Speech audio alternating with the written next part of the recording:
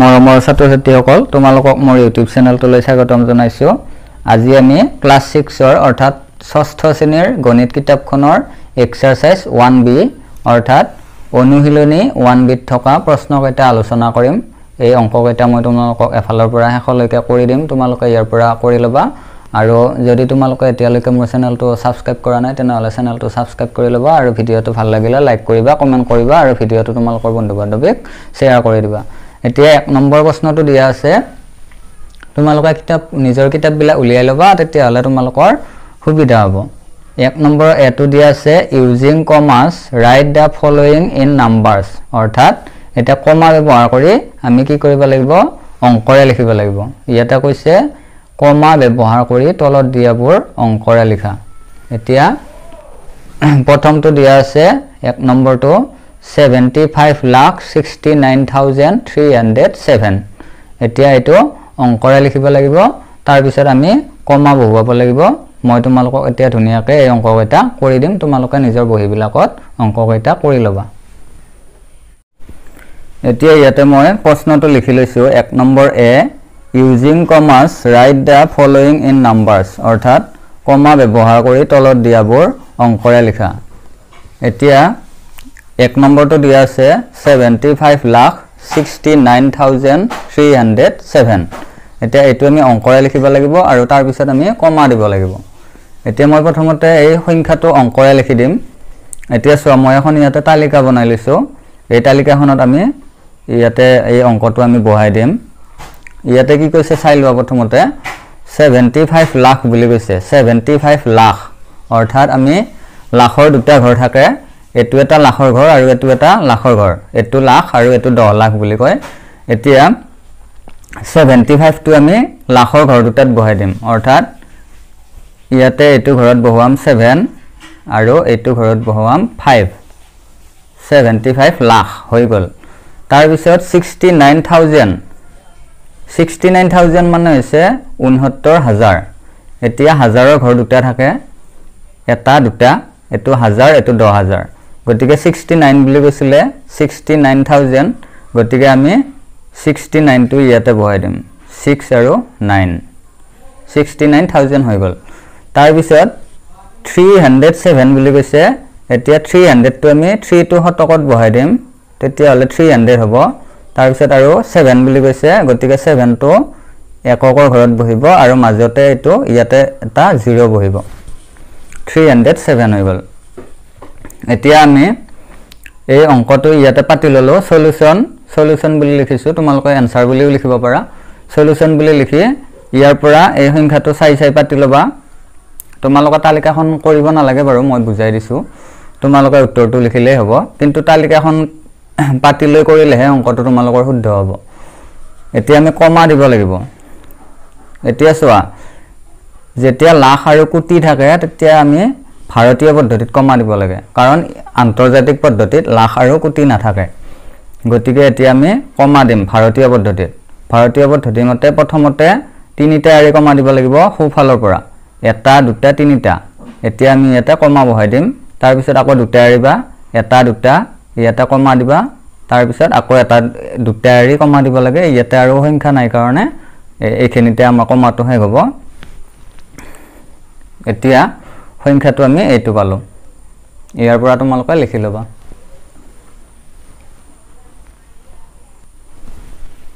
এইবাৰ 2 নম্বৰটো দিয়া আছে 9,11,21,202। এতিয়া ইয়াতে অসমীয়াত দেখুৱাই দিছো মই, 9,11,21,202। এতিয়া কৰোৰ আৰু লাখ থাকিলে আমি ভাৰতীয় পদ্ধতিত কমা বহুৱাব লাগিব আৰু ভাৰতীয় পদ্ধতি মতে আমি তালিকাখন বনাই সংখ্যাটো লিখিব লাগিব। এতিয়া মই তোমালোকক এনসাৰটো লিখি দিম। এতিয়া চোৱা, 1 নম্বৰৰ এৰ 2 নম্বৰ 9,11,21,202। এতিয়া অসমীয়াত 9,11,21,202। এতিয়া আমি এই সংখ্যাটো লিখিব লাগিব অংকৰে আৰু তাৰ পিছত কমা দিব লাগিব। এতিয়া মই তালিকাখন বনাই লৈছো, এই তালিকাখনত প্ৰথমতে সংখ্যাটো বহুৱাই ল'ম, নহলে সংখ্যাটো লিখিব নোৱাৰিবা। তালিকাখন বনাই ল'লেহে লিখিবলৈ সুবিধা হ'ব। এতিয়া মই এখন ভাৰতীয় পদ্ধতি মতে তালিকা বনাইছোঁ একক দশক শতক হাজাৰ 10,000 লাখ 10 লাখ কোটি এতিয়া ইয়াতে আমি সংখ্যাটো প্ৰথমতে সজাই লম ইয়াতে কি কৈছে 9 crore মানে 9 কোটি গতিকে কোটিৰ ঘৰত আমি 9 বহাই দিব লাগিব 9 কোটি হৈ গল ইয়াতে 9 কোটি লিখা আছে অসমীয়াত তাৰ পিছত 11 লাখ মানে হৈছে 11 লাখ এতিয়া লাখৰ ঘৰ দুটা থাকে নহয় এটু এটা প্ৰথমটো লাখৰ ঘৰ দ্বিতীয়টো 10 লাখৰ ঘৰ গতিকে আমি এই লাখৰ ঘৰ দুটাত 11 বহাই দিম কাৰণ 11 লাখ বুলি কৈছে 11 লাখ গতিকে আমি ইয়াতে 11 টো বহাই দিলো এটা লাখৰটো হৈ গল তাৰ পিছত কি কৈছে 21,000 অৰ্থাৎ 21,000 হাজাৰৰ ঘৰ দুটা থাকে এটু এটা গতিকে আমি এই হাজাৰৰ ঘৰ দুটাত 21 টো বহুৱাই দিম তাৰ পিছত কি কৈছে 202 অৰ্থাৎ 202 আৰু হেকত আমি 202 টো ইয়াত বহাই দিম 202 এতিয়া হৈ গল এতিয়া সংখ্যাটো আমি পাই গলো ইয়াতে মই এই সংখ্যাটো ইয়াতে লিখি দিছো তোমালোকক 9 crore 11 lakh 21,202 এতিয়া আমি কমা দিব লাগিব ভাৰতীয় পদ্ধতিত কাৰণ লাখ আৰু কোটি অকল ভাৰতীয় পদ্ধতিত থাকে গতিকে আমি কমা দিওতেও ভাৰতীয় পদ্ধতি মতে কমা দিব লাগিব এতিয়া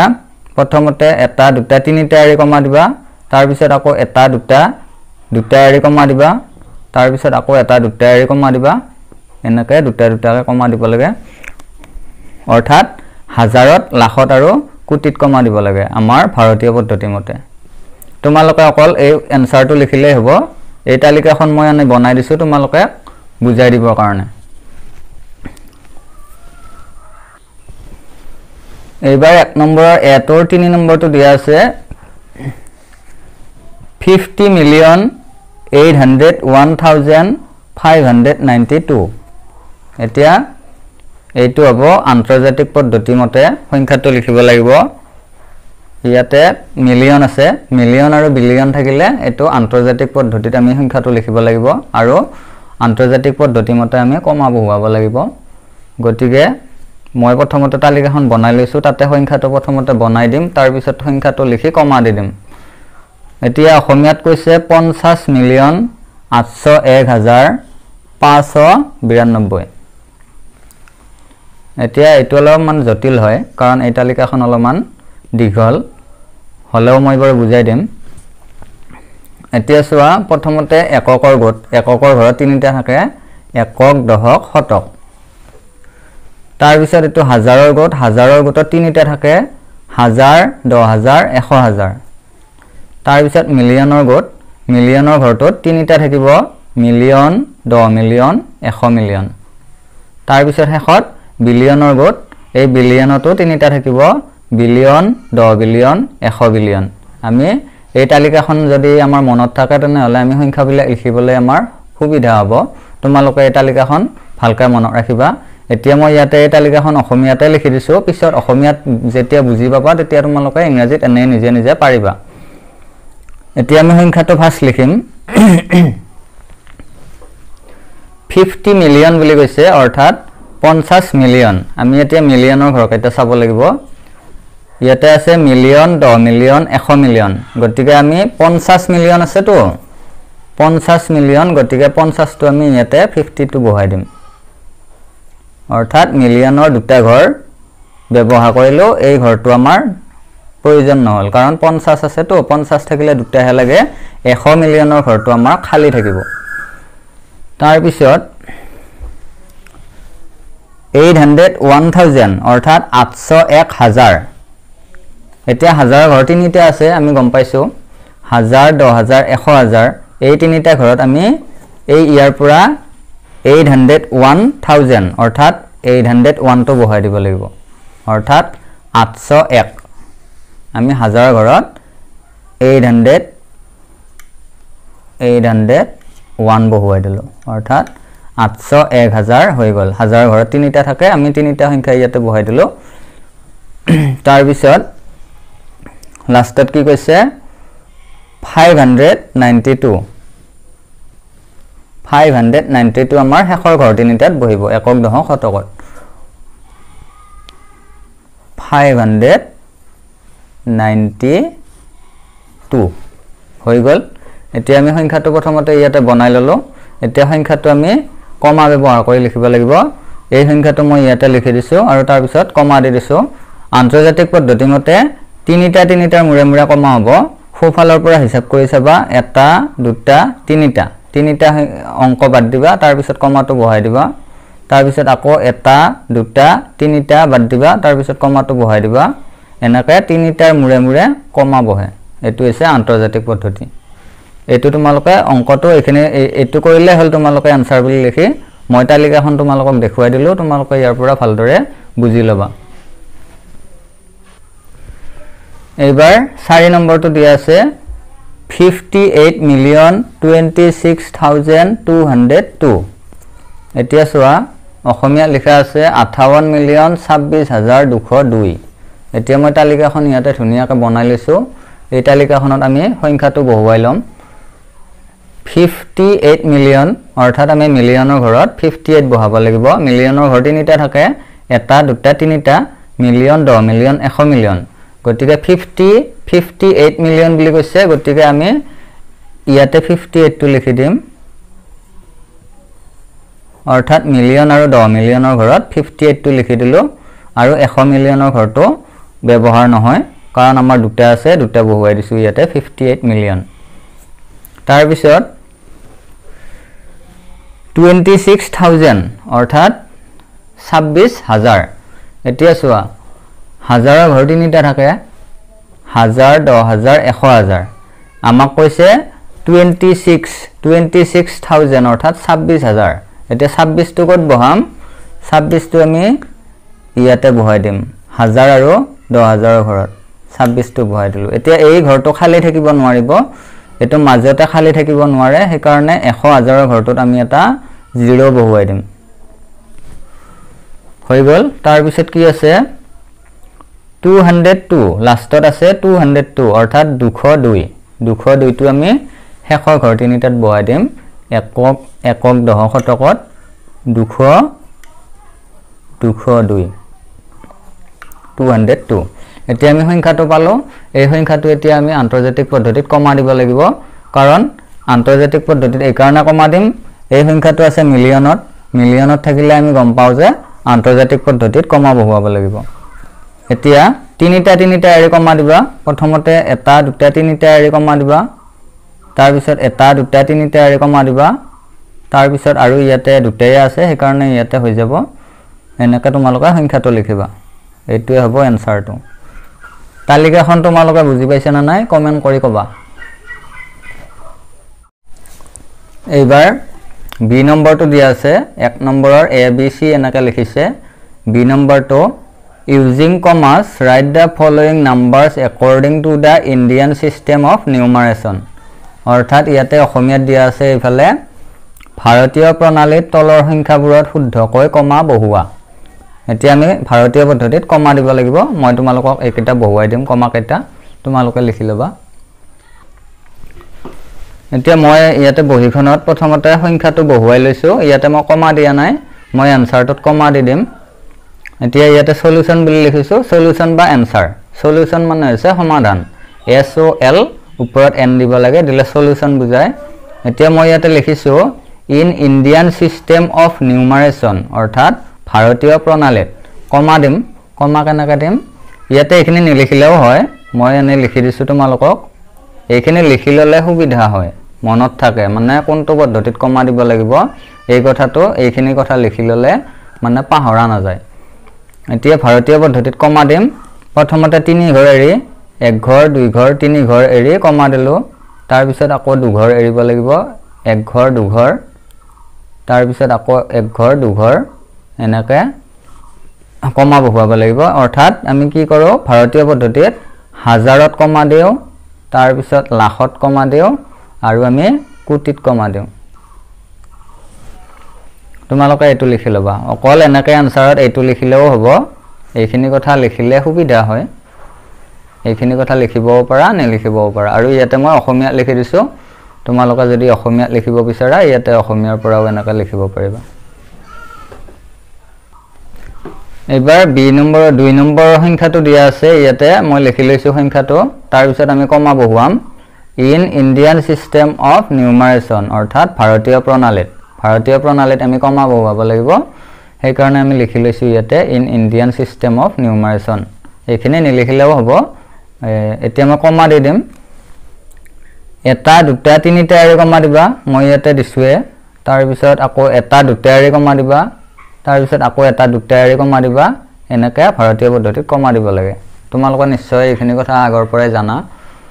তাৰ পিছত 3 নম্বৰটো চোৱা 3 নম্বৰটো এই সংখ্যাটো দিয়া আছে এতিয়া মই কমা বহুৱাব লাগিব ইন ইণ্ডিয়ান সিস্টেম অফ নিউমাৰেচন বুলি লিখি লৈছো এইখিনি নিলিখিলেও হ'ব তোমালোকে লিখিবও পাৰা তাৰ পিছত আমি এনসাৰটোত মেইন আমাৰ এইটো লাগিব এইটো নিলিখিলে আমাৰ নম্বৰটো নাপাবা তোমালোকে এইটো মেইন উত্তৰটো হৈছে এইটো এইখিনি লিখিবও পাৰা নিলিখিবও পাৰা কিন্তু আমি এইখিনি লিখিব লাগিব এই কমা দিয়া এইখিনি লিখিব লাগিব এতিয়া চোৱা এটা দুটা তিনিটা এৰি কমা দিম তাৰ পিছত এটা দুটা এৰি কমা দিম তাৰ পিছত আকৌ এটা দুটা এৰি কমা দিম ইয়াতে অসমীয়াটো লিখি দিছো মই ভাৰতীয় প্ৰণালীত একে সংখ্যা এই সংখ্যাটোকে ইয়াতে লিখিছো এটো কমা দি লিখিছো এনেকে এবাৰ ইংৰাজীত লিখি দিছো এবাৰ অসমীয়াত লিখি দিছো কিন্তু আমি সংখ্যাটো লিখোতে দুবাৰ ইংৰাজীতে লিখিব লাগে অসমীয়াত সংখ্যা লিখা নহয় এবাৰ সি নম্বৰ দিয়া আছে using commas write the following numbers according to the international system of numeration অৰ্থাৎ আন্তৰ্জাতিক প্ৰণালীত তলৰ সংখ্যাবোৰত শুদ্ধকৈ কমা বহুৱা এতিয়া আমি এবাৰ আন্তৰ্জাতিক পদ্ধতিত কমা বহুৱাব লাগিব তোমালোকে চিন্তা কৰিব নালাগে মই তোমালোকক ধুনিয়াকৈ কমা কেইটা বহুৱাই দিম এতিয়া মই ইয়াতে লিখি লৈছো 1 নম্বৰৰ সি এতে ওপৰত প্ৰশ্নটো লিখিছো মই গোটেইখিনি অসমীয়াটো লিখি দিছো এতিয়া অংকটো পাতিম 1 নম্বৰ অংকটো ইয়াতে মই পাতি লৈছো 79821902 এতিয়া ইয়াতে আমি আন্তৰ্জাতিক পদ্ধতিত কমা বহুৱাব লাগিব ইয়াৰ আগতে আমি ভাৰতীয় পদ্ধতিত কমা বহুৱালো এতিয়া আন্তৰ্জাতিক পদ্ধতিত কমা বহুৱাম ইন ইন্টাৰনেশ্যনেল সিস্টেম অফ নিউমাৰেচন অৰ্থাৎ আন্তৰ্জাতিক প্ৰণালীত কমা বহুৱাব লাগিব এতিয়া সংখ্যাটো ইয়াতে আকৌ এবাৰ লিখি লম লৈ উঠি আমি কমা দিম আন্তৰ্জাতিক পদ্ধতিত 3 ঘৰৰ মুৰে মুৰে কমা দিব লাগে আমি সোফালৰ পৰা আহিব লাগিব 1 ঘৰ 2 ঘৰ 3 ঘৰ বাদ দি কমা দিম তাৰ পিছত আকৌ 1 ঘৰ 2 ঘৰ 3 ঘৰ বাদ দি কমা দিম তাৰ পিছত আকৌ 1 ঘৰ 2 ঘৰ 3 ঘৰ ইয়াতে 2 ঘৰ আছে গতিকে আমি ইয়াতে কমাটো শেষ হ'ব গতিকে তিনিটাৰ মুৰে মুৰে কমা দিব লাগে আন্তৰ্জাতিক পদ্ধতিত সোফালৰ পৰা এটা দুটা তিনিটা এৰিবা তাৰ পিছত কমা দিবা আকৌ এটা দুটা তিনিটা এৰিবা কমা দিবা তাৰ পিছত আকৌ এটা দুটা তিনিটা এৰি কমা দিবা ইয়াতে আৰু তিনিটা নাই কাৰণে আমি ইয়াতে কমাটো শেষ হৈছে ইয়াৰ পৰা তোমালোকে উত্তৰটো লিখি লবা এইটো হৈছে উত্তৰ তোমালোকে উত্তৰত এইটো লিখিব লাগিব এইখিনি লিখিবও পাৰা নিলিখিবও পাৰা তাৰ পিছত 1 নম্বৰৰ সি নম্বৰ 2 নম্বৰটো সংখ্যাটো মই লিখি লৈছো 99958102 এতিয়া আমি ইন্টাৰনেশ্যনাল পদ্ধতিত কমা দিব লাগিব ইন ইন্টাৰনেশ্যনাল সিস্টেম অফ নিউমাৰেচন এতিয়া ইয়াতে সংখ্যাটো লিখি লৈ তিনিটাৰ মুৰে মুৰে কমা দিম এটা দুটা তিনিটা কমা দিলো তাৰ পিছত এটা দুটা তিনিটা এৰি আকৌ কমা দিলো তাৰ পিছত এটা দুটা আছে ইয়াতে কমাটো ইয়াতে শেষ হ'ব তোমালোকে ইয়াৰ পৰা এইটো উত্তৰটো লিখি লবা তাৰ পিছত 3 নম্বৰটো দিয়া আছে 48094381 এতিয়া মই এবাৰ এই এনেকে ইন্টাৰনেশ্যনাল বুলি লিখা নাই লিখি লোৱা নাই এবাৰ ডাইৰেক্ট লিখি দিছো তোমালোকে পৰীক্ষাত এনেকা লিখিলেই হ'ব সলিউশন বা এনসাৰ বুলি দিবা দিউটি সংখ্যাটো লিখি কমা বহুৱাই দিলে উত্তৰটো হৈ যাব নম্বৰটো পাই যাবা মইতো এনেকা লিখি তোমালোকক উদাহৰণটো দেখুৱাই দিলো তোমালোকে এইখিনি কথা নিলিখিলেও হ'ব এইখিনি লিখিলে সুবিধা হয় কিন্তু নিলিখিলেও হ'ব এতিয়া মই কমা দিম এটা দুটা তিনিটা এৰিবা তাৰ পিছত কমা দিবা এটা দুটা তিনিটা এৰিবা তাৰ পিছত কমা দিবা হৈ যাব এইটো হৈছে উত্তৰ ইয়াৰ পৰা লিখি লবা